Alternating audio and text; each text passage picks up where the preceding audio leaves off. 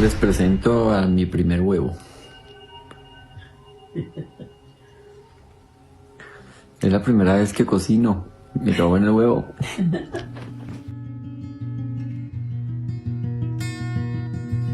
Mucho antes de convertirse en el reconocido estilista, Mauricio Leal era un joven lleno de sueños que luchaba por salir adelante. En el barrio San Pablo de Cartago, un pequeño municipio del Valle del Cauca, Mauricio pasaba sus días vendiendo arepas y repartiendo periódicos para ayudar a su familia. Pero su verdadera pasión siempre fue otra, la peluquería. Desde muy pequeño solía quedarse horas observando a los estilistas trabajar en un salón cercano, fascinado por el arte de transformar la imagen de las personas. Jonier y Mauricio eran más que hermanos, eran compañeros de vida. Desde temprana edad trabajaron juntos en los cultivos y en la construcción, enfrentando juntos las duras tareas que la vida les imponía. Fue así como se forjó un lazo inquebrantable entre ellos. Sin embargo, fue Mauricio quien, con su innato talento para la belleza, encontró su verdadera vocación. Con apenas unos años, ya demostraba una habilidad sorprendente para replicar los estilos de las revistas de moda, cautivando a las jóvenes de Cartago con su destreza para el maquillaje y los cortes de cabello.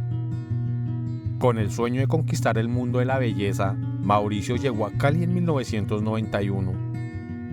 Aunque su formación académica era limitada, su talento innato y su pasión por la estética lo impulsaron a seguir aprendiendo y perfeccionando sus habilidades. Viendo el potencial que tenía este negocio, Mauricio invitó a su hermano Jonier a unirse a él.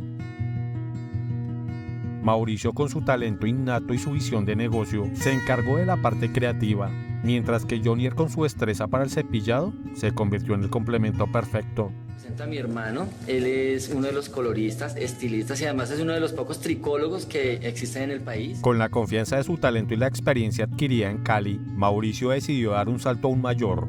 La capital colombiana, Bogotá, se convirtió en su nuevo objetivo.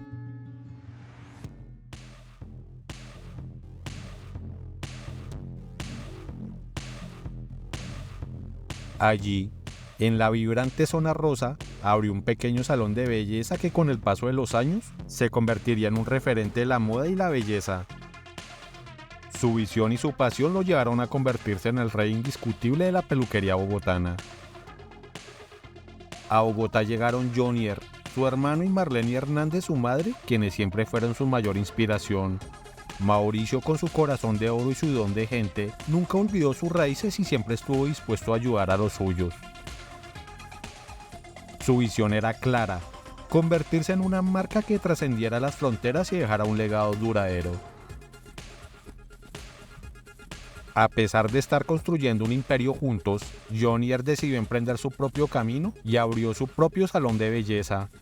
Mientras tanto, Mauricio consolidó su posición como el rey de la peluquería, codeándose con las celebridades y participando en diversos programas de televisión. Mientras Mauricio escalaba las alturas de la fama y el éxito, la vida de Jonier tomaba un rumbo completamente diferente. Su salón de belleza luchaba por mantenerse a flote y su matrimonio se encontraba en una profunda crisis. Las infidelidades y las dificultades económicas lo sumieron en una profunda depresión. Con 3 hijos a su cargo, la situación se volvía cada vez más complicada. Con más de 300 millones de pesos en rojo, cada llamada a su celular era una nueva amenaza. Ya no eran las famosas solicitando sus servicios, sino los ejecutivos de los bancos exigiendo pago inmediato. En medio de un divorcio complicado, Jonier encontró refugio en la casa de su hermano Mauricio en La Calera. Marlene y su madre lo acogió, pero era evidente que su corazón latía más fuerte por Mauricio. La tensión familiar se hizo palpable y la preferencia materna fue una herida difícil de sanar para Jonier. El lunes 21 de noviembre del 2021, una pesadilla se cernía sobre la casa de Mauricio Leal.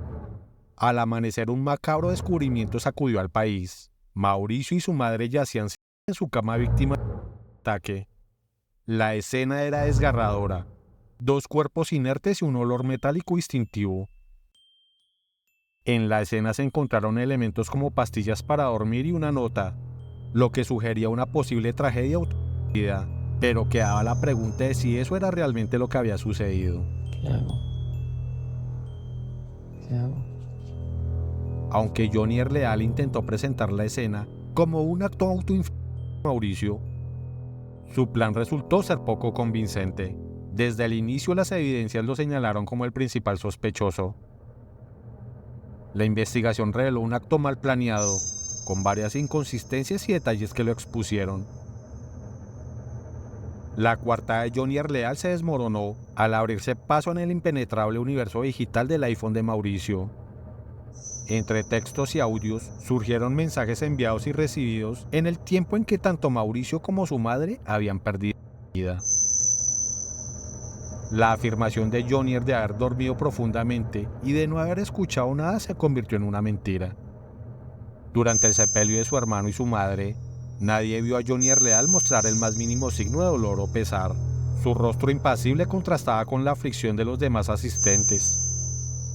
Consciente de su error, en las entrevistas posteriores intentó mostrar un falso duelo, pero su actuación era tan exagerada que resultaba evidente su hipocresía. Jamás un solo rasguño, jamás una mala palabra, jamás hubo nada de eso. Menos con mi mamá todavía. Mi mamá nos quería demasiado, la queríamos demasiado. Con mi mamá mucho menos todavía. Si algo pasó después de que yo salí, de pronto me arrepiento de no haber estado más tiempo allí, de haberlos defendido, si algo pudo haber pasado. Lo que vino después fue aún más revelador. En una burda maniobra, se autoproclamó único heredero de la empresa de su hermano y se lanzó a apropiarse de todos sus bienes, demostrando así una falta de empatía y un afán de lucro que lo delataban.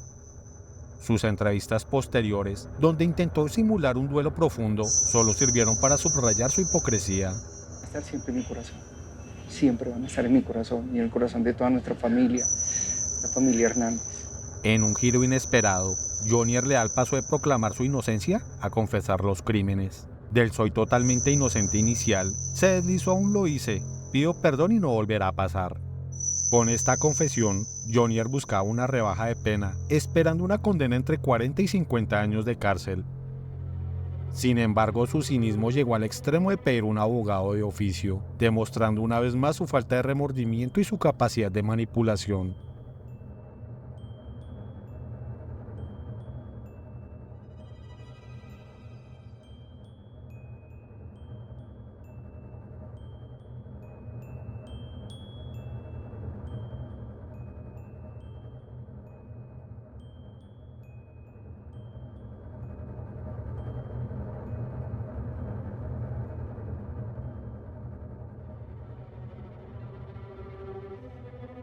Dime lo que opinas sobre este caso en los comentarios, dale like y suscríbete. Si eres amante del terror y lo paranormal, te invito a suscribirte a mi canal secundario Nachtazel. Allí encontrarás todo tipo de videos relacionados con lo sobrenatural, misterios y sustos que te pondrán los pelos de punta.